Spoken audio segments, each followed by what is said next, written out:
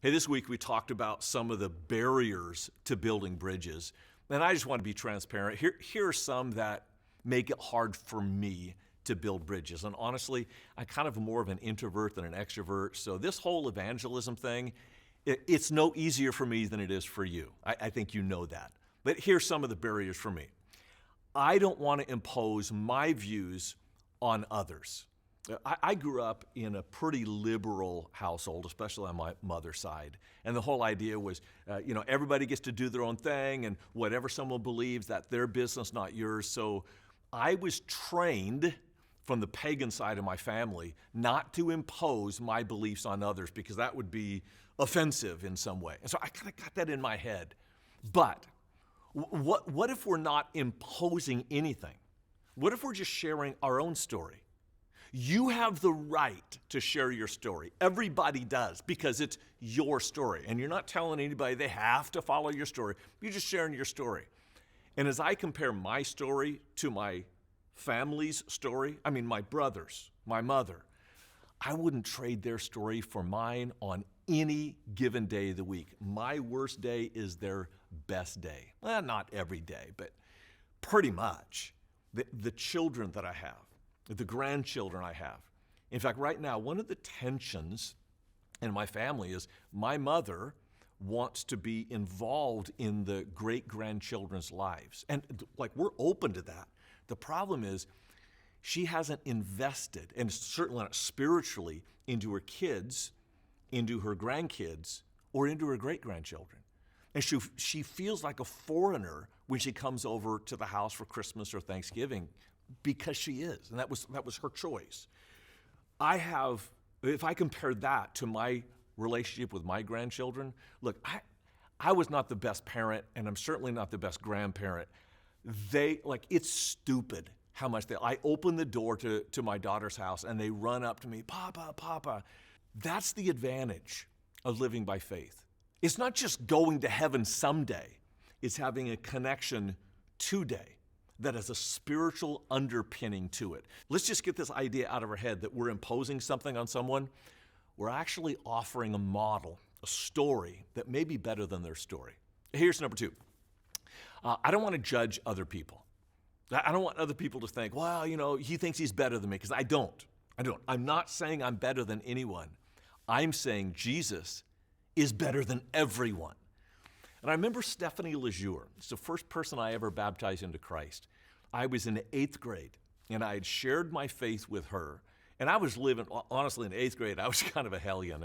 I wouldn't brag about my life at all, but I shared the story of Jesus with her. And I remember she got to the point where she had faith, and I remember when I was going to ask her, well, do you want to get baptized? Thinking, okay, Duke's up, I got to talk her into baptism.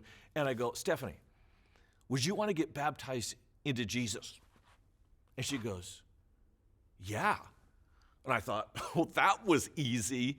Look, when you offer a better story, then you have the right to invite them into Jesus. Here's number 3. What if they get upset with me? Okay, that's a real possibility. And I've had some of my own family get upset with me for talking too much about Jesus. But in my experience, that is far less likely than you think, especially if you've earned the right to speak. How do you earn the right to speak? By showing care and concern for people. Not when you're talking about Jesus, but just in daily life, asking about their family, their kids, their work, their health. Let me ask you this. If you saw someone who is drug addicted, like they're destroying their life with a drug, would you lead an intervention for them? Would you go over to their house, bring some people together and say, we love you, we care for you, and we don't want you to destroy your life with this addiction? Would you lead an intervention for someone who is drug addicted?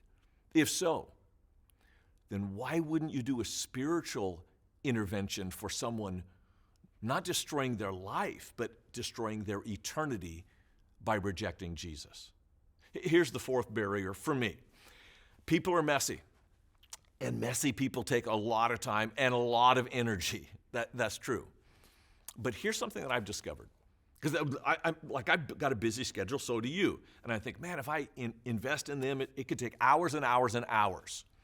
Yeah, it really could. But here's what's interesting.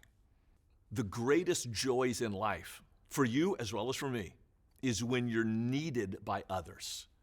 And when you can invest in someone and their story changes, man, that's life-giving. That's energizing. Those are the stories that you want to tell when you're old. So let me just ask you this.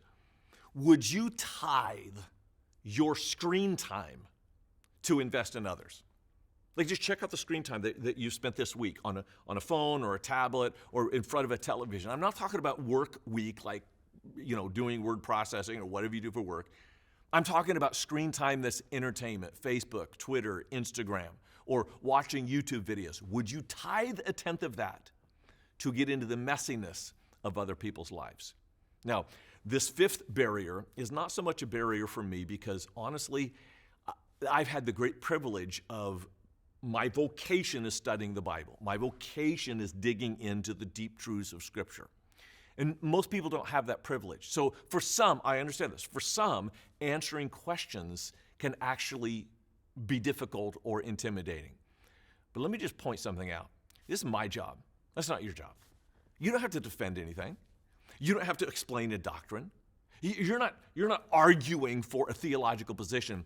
You are introducing a person, and you know that person just as well as I do. So don't be shy of telling someone about the one who can change their life. And that is something worth talking about.